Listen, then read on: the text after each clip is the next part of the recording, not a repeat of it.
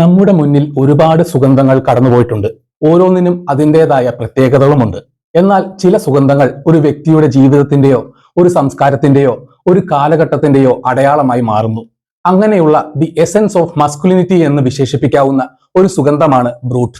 നിങ്ങൾ ഒരു 70കളിലോ 80കളിലോ ഉള്ള ഒരു വീട്ടിലോ ബാർബർ ഷോപ്പിലോ പോയിട്ടുണ്ടെങ്കിൽ ആ പച്ച നിറമുള്ള ഗ്ലാസ് ബോട്ടിലും അതിലെ വെള്ളി മെഡാലിയനും നിങ്ങൾക്ക് മറക്കാനാവില്ല. ഒരു സുഗന്ധത്തിന്റെ കേവലമായ നിലനിൽപ്പിനപ്പുറം അതൊരു തലമുറയുടെ ആത്മവിശ്വാസത്തെയും സ്വഭാവത്തെയും എങ്ങനെ സ്വാധീനിച്ചു എന്നതിന്റെ കഥയാണ് ബ്രൂട്ടിനുള്ളത്. ഇതൊരു കോസ്മെറ്റിക് പ്രൊഡക്റ്റിന്റെ ചരിത്രം മാത്രമല്ല, ഫാബർജെ എന്ന പ്രശസ്ത കമ്പനിയുടെ ഉടമസ്ഥതയിൽ ആരംഭിച്ച് ലോകമെമ്പാടുമുള്ള വിപണികളിലൂടെ സഞ്ചരിച്ച് നിരവധി ഉടമസ്ഥാവകാശ കൈമാറ്റങ്ങളിലൂടെ കടന്നുപോയി ഇന്നും തല ഉയർത്തി നിൽക്കുന്ന ഒരു പൈതൃകത്തിന്റെ വിവരണമാണ്. ബ്രൂട്ട് പെർഫ്യൂമിന്റെ ചരിത്രം തുടങ്ങുന്നത് 1964-ലാണ്. അമേരിക്കൻ കമ്പനിയായ ഫാബർജെ ഇങ്ക് ആണ് ഈ ലെജൻഡറി സുഗന്ധം പുറത്തിറക്കുന്നത്. റഷ്യൻ സാമ്രാജ്യത്വ കാലഘട്ടത്തിൽ പ്രശസ്തമായ ഫാബർജെ മുട്ടകളുമായി ബന്ധമുള്ള ഈ കമ്പനി തങ്ങളുടെ ആഡംബര പാരമ്പര്യം കോസ്മെറ്റിക് പ്രൊഡക്ട്സുകളിലേക്കും വ്യാപിപ്പിച്ചു. ആദ്യമായി ബ്രൂട്ട് വിപണിയിൽ എത്തിയത് ഒരു പ്രസ്റ്റീജ് പ്രൊഡക്റ്റ് എന്ന നിലയിലാണ്. അക്കാലത്തെ പ്രമുഖ ഡിസൈനർ പെർഫ്യൂമുകളായ കോട്ടി, ഗുവർലൈൻ എന്നിവയുടെ നിരയിലായിരുന്നു ബ്രൂട്ടിന്റെ സ്ഥാനം. പച്ച നിറമുള്ള മനോഹരമായ ഗ്ലാസ് ബോട്ടിലിൽ കഴുത്തിൽ ഒരു വെള്ളി നിറമുള്ള മെഡാലിയൻ പതിപ്പിച്ച് ഇപ്പോഴും ക്ലാസിക് പാക്കേജിംഗ് എന്നറിയപ്പെടുന്ന ഇത് വിപണിയിലെത്തിയത്. ഈ രൂപകൽപ്പന തന്നെ ബ്രൂട്ടിന് ഒരു പ്രത്യേക പദവി നൽകി. ബ്രൂട്ടിനെ ഒരു അരോമാറ്റിക് ഫൂഗർ വിഭാഗത്തിലാണ് പെടുത്തുന്നത്. 1968-ൽ കാൾമാൻ എന്ന പെർഫ്യൂമർ ഇതിന്റെ രൂപകൽപ്പനയിൽ പ്രവർത്തിച്ചിട്ടുണ്ട്. ഫൂഗർ എന്നത് പായൽ, ലാവൻഡർ, കൗമാരിൻ എന്നിവയുടെ മിശ്രിതമാണ്. ഇതൊരു ക്ലാസിക് മസ്കുലിൻ ഫ്രാഗ്രൻസിന്റെ അനുഭവം നൽകുന്നു. ഫ്രാഗ്രൻസ് നോട്ട്സ് എന്നാൽ ഒരു പെർഫ്യൂമിന്റെ വിവിധ ലെയറുകളാണ്. Top notes, middle notes, base notes ഇങ്ങനെ 3ആയി തരം തിരിച്ചിരിക്കുന്നു. ബ്രൂട്ടിന്റെ പ്രധാന ഫ്രാഗ്രൻസ് നോട്ട്സ് ഏതെന്ന് നോക്കിയാൽ അതിന്റെ ടോപ്പ് നോട്ട്സ് വരുന്നത് ജീരകം, ലാവൻഡർ, തുളസി, ബെർഗാമോട്ട്, ലെമൺ എന്നിവയിലാണ്. മിഡിൽ നോട്ട്സ് വരുന്നത് ജെറേനിയം, ജാസ്മിൻ, ഇലങ് ഇലങ് എന്നിവയാണ്. അതുപോലെ ബേസ് നോട്ട്സ് എന്നാൽ ഓക്മോസ്, പച്ചൗളി, വെറ്റിവർ, ടോങ്കാബീൻ, വാനില, ചന്ദനം തുടങ്ങിയവയാണ്. ഈ ചേരുവകൾ ബ്രൂട്ടിന് ശക്തമായ, ക്ലാസിക്, മൃദുലമായ, അതേസമയം മനോഹരമായ ഒരു പുരുഷഗന്ധം നൽകി. ആഡംബര ഉൽപ്പന്നമായി വിപണിയിൽ എത്തിയിട്ടും ബ്രൂട്ടിന് ലോകമെമ്പാടുമുള്ള സാധാരണക്കാർക്കിടയിൽ എത്താൻ ഒരു തന്ത്രപരമായ മാറ്റം ആവശ്യമായിരുന്നു. അങ്ങനെയാണ് 1968-ൽ ബ്രൂട്ട് 33 വിപണിയിൽ വരുന്നത്. ബ്രൂട്ട് 33യുടെ പ്രത്യേകതകൾ എന്തെന്നാൽ ഇതിന്റെ കുറഞ്ഞ സാന്ദ്രതയായിരുന്നു. ഒറിജിനൽ ബ്രൂട്ടിൽ ഉള്ളതിന്റെ 33% മാത്രം ഫ്രാഗ്രന്റ് ഓയിലാണ് ഇതിൽ അടങ്ങിയിരുന്നത്. അതിനാൽ ഇത് ലൈറ്റർ ഫ്രാഗ്രൻസ് എന്നറിയപ്പെട്ടു. കുറഞ്ഞ സാന്ദ്രത കാരണം വില കുറച്ച് വിൽക്കാൻ സാധിച്ചു. വില കുറയ്ക്കുന്നതിന്റെ ഭാഗമായി ഒറിജിനൽ ഗ്ലാസ് ബോട്ടിലിന് പകരം പ്ലാസ്റ്റിക് ബോട്ടിലുകളിലാണ് ഇത് വിപണിയിൽ വന്നത്. ഈ മാറ്റം വിപണിയിൽ ഒരു വിപ്ലവം സൃഷ്ടിച്ചു. ബ്രൂട്ട് ആഡംബര വിഭാഗത്തിൽ നിന്ന് മാറി സാധാരണക്കാർക്ക് എളുപ്പത്തിൽ വാങ്ങാൻ കഴിയുന്ന മാസ് മാർക്കറ്റ് സ്റ്റേപ്പിളായി മാറി. പല രാജ്യങ്ങളിലും ബാർബർ ഷോപ്പുകളിലെയും ഡ്രഗ് സ്റ്റോറുകളിലെയും ഒഴിച്ചുകൂടാനാവാത്ത സാന്നിധ്യമായി ബ്രൂട്ട് 33 വളർന്നു. ബ്രൂട്ടിന്റെ ചരിത്രത്തിലെ ഏറ്റവും ശ്രദ്ധേയമായ അധ്യായം അതിന്റെ പരസ്യ പ്രചാരണങ്ങളാണ്. ലോകമെമ്പാടുമുള്ള കായിക താരങ്ങളെയും പ്രമുഖ വ്യക്തികളെയും അണിനിരത്തിക്കൊണ്ടുള്ള പരസ്യങ്ങൾ ബ്രൂട്ടിന് ദി എസൻസ് ഓഫ് മാൻ എന്ന ടാഗ് ലൈൻ നൽകി. പ്രശസ്ത അമേരിക്കൻ ഫുട്ബോൾ താരം ജോ നാമത്ത്, ബേസ്ബോൾ ഇതിഹാസം ഹാങ്ക് ആരോൺ, ബാസ്കറ്റ്ബോൾ താരം വിൽസ് ചേംബർലൈൻ, ബോക്സിംഗ് ഇതിഹാസം മുഹമ്മദ് അലി തുടങ്ങിയ താരങ്ങൾ തങ്ങളുടെ കായിക ശേഷിയെയും ആത്മവിശ്വാസത്തെയും ബ്രൂട്ടുമായി ബന്ധിപ്പിച്ചു. ഞാൻ കളത്തിൽ നിന്ന് മാറുമ്പോൾ എന്റെ ബ്രൂട്ട് സംസാരിക്കും. When I am off the field, I let my brute do the talking എന്ന ബേസ്ബോൾ ഇതിഹാസം ഹാങ്ക് ആരോണിന്റെ വാക്കുകൾ ബ്രൂട്ടിന്റെ ആത്മവിശ്വാസം നിറഞ്ഞ സ്വഭാവത്തെ അടിവരയിട്ടു. 1970കളിലെ ബ്രിട്ടനിലെ പരസ്യത്തിന്റെ മുഖമായിരുന്നു heavyweight boxer Henry Cooper. അദ്ദേഹത്തിന്റെ ഐക്കണിക് മുദ്രാവാക്യം സ്പ്ലാഷ് ഇറ്റ് ഓൾ ഓവർ എന്നത് ഒരു ജനകീയ പ്രയോഗമായി മാറി. മോട്ടോർ സൈക്കിൾ ലോക ചാമ്പ്യൻ ബാരി ഷീൻ, ഫുട്ബോളർമാരായ കെവിൻ കീഗൻ, പോൾ ഗാസ്കോയിൻ, ജർമ്മനിയിൽ പ്രശസ്ത ഫുട്ബോൾ താരം ഫ്രാൻസ് ബെക്കൻബോവർ എന്നിവരും ബ്രൂട്ടിനെ പിന്തുണച്ചു. ഈ കായിക താരങ്ങളുടെ പിൻബലം ബ്രൂട്ടിന് പരമ്പരാഗതമായ പുരുഷ ശക്തിയുടെയും ആത്മവിശ്വാസത്തിന്റെയും ഒരു പ്രതിച്ഛായ നൽകി. പ്രശസ്ത ഹോളിവുഡ് സിനിമകളിലും ബ്രൂട്ട് സാന്നിധ്യം അറിയിച്ചു.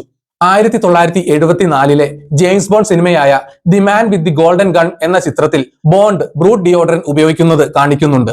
ലോകമെമ്പാടുമുള്ള സിനിമാ പ്രേമികൾക്കിടയിൽ ഇത് ബ്രൂട്ടിന്റെ പ്രശസ്തി വർദ്ധിപ്പിച്ചു. ഒരു ആഗോള ബ്രാൻഡ് എന്ന നിലയിൽ ബ്രൂട്ടിന് നിരവധി ഉടമസ്ഥാവകാശ മാറ്റങ്ങളിലൂടെ കടന്നു പോകേണ്ടി വന്നു. ഈ മാറ്റങ്ങളാണ് ലോകത്തിന്റെ പല ഭാഗങ്ങളിലും ബ്രൂട്ട് വിവിധ പേരുകളിലും രൂപങ്ങളിലും വിൽക്കപ്പെടാൻ കാരണമായത്. 1989-1990 കാലഘട്ടത്തിൽ ഫാബർജെ കമ്പനിയെ ബ്രിട്ടീഷ് മൾട്ടിനാഷണൽ കമ്പനിയായ യൂണിലിവർ ഏറ്റെടുത്തു. ഇതോടെ ബ്രൂട്ടിന്റെ വിപണി തന്ത്രത്തിലും മാറ്റങ്ങൾ വന്നു. യൂണിലിവറിന്റെ കീഴിൽ ബ്രൂട്ട് 33 എന്ന പേര് ഉപേക്ഷിക്കുകയും അതിനു പകരം ബ്രൂട്ട് എന്ന ലളിതമായ പേര് ഉപയോഗിക്കുകയും ചെയ്തു. ഇതാണ് ലോകമെമ്പാടുമുള്ള മാസ് മാർക്കറ്റ് ഉൽപ്പന്നമായി മാറിയ പ്ലാസ്റ്റിക് ബോട്ടിലിലെ ബ്രൂട്ട്.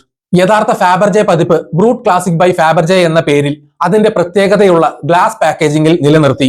വിപണികൾ ലക്ഷ്യമിട്ടുകൊണ്ടുള്ള യൂണിലിവറിന്റെ ഒരു തന്ത്രപരമായ തീരുമാനമായിരുന്നു ബ്രൂട്ടിന്റെ ഉടമസ്ഥാവകാശം പല രാജ്യങ്ങൾക്കായി വിഭജിക്കുക എന്നത്. 2003 ഇത് യാഥാർത്ഥ്യമായി. United Kingdom, France, far east ഉൾപ്പെടെയുള്ള ലോകത്തിന്റെ വലിയൊരു ഭാഗത്തെ വിപണി യൂണിലിവർ നിലനിർത്തി. United States, Canada, Mexico, Puerto Rico, Latin America എന്നിവിടങ്ങളിലെ അവകാശം ഹെലൻ ഓഫ് ട്രോയ് ലിമിറ്റഡ് എന്ന കമ്പനിയുടെ ഉപസ്ഥാപനമായ ഐഡല്ല ലാബ്സ് സ്വന്തമാക്കി. $55 മില്യൺ ഈ ഇടപാട്. ഓസ്ട്രേലിയ, ന്യൂസിലൻഡ്, പസഫിക് ദ്വീപുകൾ എന്നിവിടങ്ങളിലെ അവകാശം ഫാർമ കെയർ ലാബോറട്ടറീസ് സ്വന്തമാക്കി. 2021 ഹെലൻ ഓഫ് ട്രോയ് ലിമിറ്റഡിൽ നിന്ന് അമേരിക്കൻ ഭൂഖണ്ഡങ്ങളിലെ ബ്രൂട്ടിന്റെ അവകാശം ഹൈറിഡ്ജ് ബ്രാൻഡ്സ് ഏറ്റെടുത്തു. ഏറ്റവും ഒടുവിൽ 2024 ഒക്ടോബറിൽ ഇറ്റാലിയൻ കമ്പനിയായ സൊഡാലിസ് ഗ്രൂപ്പ് ഹൈറിഡ്ജ് ബ്രാൻഡിനെ ഏറ്റെടുത്തതോടെ അമേരിക്കൻ വിപണിയിലെ ഉടമസ്ഥാവകാശം സൊഡാലിസ് ഗ്രൂപ്പിന്റെ കൈകളിലായി. ഈ ഉടമസ്ഥാവകാശ മാറ്റങ്ങൾ കാരണം ലോകത്തിന്റെ വിവിധ ഭാഗങ്ങളിൽ ലഭ്യമായ ബ്രൂട്ടിന്റെ സുഗന്ധത്തിലും പാക്കേജിംഗിലും ചെറിയ വ്യത്യാസങ്ങൾ ഉണ്ടാകാറുണ്ട്. ഉദാഹരണത്തിന് ഓസ്ട്രേലിയയിൽ നിർമ്മിക്കുന്ന ബ്രൂട്ട് ആഫ്റ്റർ ഷേവിന് യൂറോപ്പിൽ ലഭിക്കുന്നതിൽ നിന്ന് അല്പം വ്യത്യസ്തമായ ഗന്ധമുണ്ടെന്ന് പറയപ്പെടുന്നു.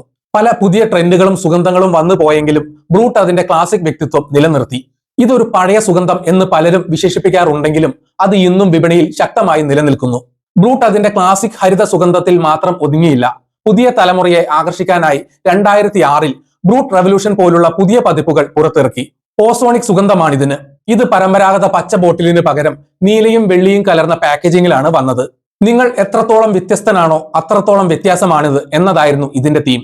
എന്നാൽ ബ്രൂട്ടിന്റെ യഥാർത്ഥ ഐഡന്റിറ്റി നിലനിർത്തുന്നത് ക്ലാസിക് ഹരിത സുഗന്ധം തന്നെയാണ്. അമേരിക്ക, UK, ഇന്ത്യ പോലുള്ള രാജ്യങ്ങളിൽ ഇത് പഴയ തലമുറയുടെ പ്രിയപ്പെട്ട സുഗന്ധമാണ്. ഇത് ഇന്നും പല കടകളിലും ഷേവിംഗ് ക്രീമുകൾ, റേസറുകൾ എന്നിവയുടെ കൂടെ വിൽക്കുന്നത് ഒരു പരമ്പരാഗത ഗ്രൂമിംഗ് ഉൽപ്പന്നം എന്നതിന്റെ പങ്ക് വ്യക്തമാക്കുന്നു. ബ്രൂട്ട് എപ്പോഴും മാർക്കറ്റ് ചെയ്യപ്പെട്ടിട്ടുള്ളത് കരുത്തിന്റെയും ആത്മവിശ്വാസത്തിന്റെയും പരമ്പരാഗത പുരുഷ സ്വഭാവത്തിന്റെയും പ്രതീകമായിട്ടാണ്. നിങ്ങൾക്ക് നിങ്ങളെക്കുറിച്ച് സംശയമുണ്ടെങ്കിൽ മറ്റെന്തെങ്കിലും ഉപയോഗിച്ച് നോക്കൂ എന്ന പരസ്യവാചകം ഈ ആത്മവിശ്വാസം എത്രത്തോളം പ്രധാനമായിരുന്നു എന്ന് കാണിക്കുന്നു. ഫ്രാഗ്രൻസ് മാത്രമല്ല, ആഫ്റ്റർ ഷേവ്, ബാം, ഡിയോഡറന്റ്, ആസ്പിരൻ സ്പ്രേകൾ, ഷേവിംഗ് ക്രീമുകൾ എന്നിങ്ങനെ പുരുഷന്മാരുടെ ഗ്രൂമിംഗ് ആവശ്യങ്ങൾക്കായുള്ള എല്ലാ ഉൽപ്പന്നങ്ങളും ബ്രൂട്ട് നിരയിൽ ഇന്ന് ലഭ്യമാണ്. ബ്രൂട്ടിന്റെ ഈ കഥ ഒരു ബ്രാൻഡ് എങ്ങനെയാണ് അതിന്റെ ഗുണമേന്മയും ശക്തമായ പരസ്യ തന്ത്രങ്ങളും ലോകോത്തര കായിക താരങ്ങളുടെ പിൻബലവും ഉപയോഗിച്ച് തലമുറകളോളം നിലനിൽക്കുന്ന ഒരു സാംസ്കാരിക പ്രതിഭാസമായി മാറുന്നത് എന്ന് തെളിയിക്കുന്നു. ബ്രൂട്ട് വെറും ഒരു പെർഫ്യൂം ബോട്ടിലല്ല. അത് 1960കളിൽ ഫാബർജെ എന്ന ആഡംബര ഭവനത്തിൽ നിന്ന് ആരംഭിച്ച് ലോകത്തിലെ ഏറ്റവും വലിയ മാസ് മാർക്കറ്റ് ഉൽപ്പന്നങ്ങളിൽ ഒന്നായി മാറിയ ഒരു ചരിത്രമാണ്. ശക്തമായ ലാവൻഡർ, ഓക്മോസ് നോട്ടുകൾ പോലെ അത് പുരുഷത്വത്തിന്റെ ഓർമ്മയായി ഇന്നും ലോകമെമ്പാടുമുള്ള ഷെൽഫുകളിൽ തിളങ്ങി നിൽക്കുന്നു. ഉടമസ്ഥാവകാശത്തിന്റെ മാറ്റങ്ങൾ അതിന്റെ ലോകമെമ്പാടുമുള്ള ഐഡന്റിറ്റിയിൽ മാറ്റങ്ങൾ വരുത്തിയിരിക്കാം. എങ്കിലും ദി എസൻസ് ഓഫ് മാൻ എന്ന അതിന്റെ പൈതൃകം ഇന്നും അതുല്യമായി തുടരുന്നു. ഈ വീഡിയോ ഇവിടെ വെച്ച് നിർത്തുന്നു. മറ്റൊരു വീഡിയോയുമായി വീണ്ടും കാണാം. ജയ് ഹിന്ദ്.